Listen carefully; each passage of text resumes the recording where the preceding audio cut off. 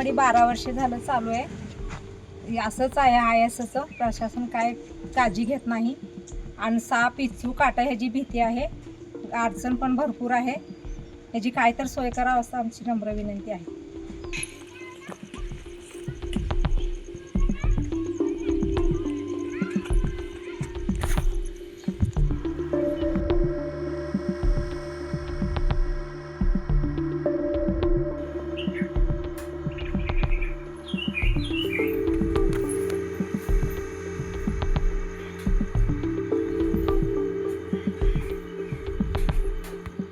इथले आम्ही रहिवासी आहोत. ही 12 वर्ष झालं अंगणवाडी हे पत्र्याच्या साईडमध्येच आहे.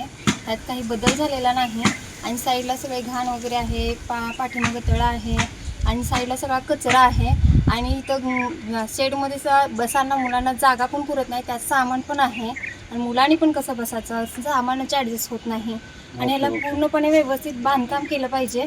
आणि मुलांचं इथं उन्हाळ्यात खूप गरम होते. मुलांना कळत नाही की त्यांनी घरात म्हणजे अंगणवाडीत बसावं का बाहेर बसावं आणि बाहेर पण सगळं उघडं असल्यामुळे ही आधीच इथलं वातावरण दूषित आहे आणि त्यातूनही सगळा कचरा वगैरे आहे. त्याच्यामुळं आमची एक विनंती आहे की चांगली म्हणजे कडानी कंपाऊंड वगैरे असून म्हणजे बांधकाम केलेली शाळा असावी.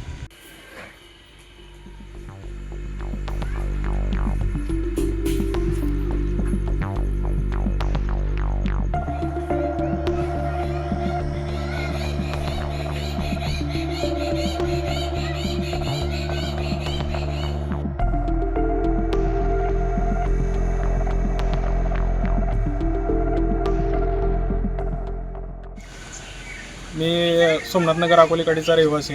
गेले 20 वर्ष इथं राहतो मी. अंगणवाडी क्रमांक 4 गेल्या 12 वर्षापासून पत्र्याच्या अशा बेकार स्थितीच आहे.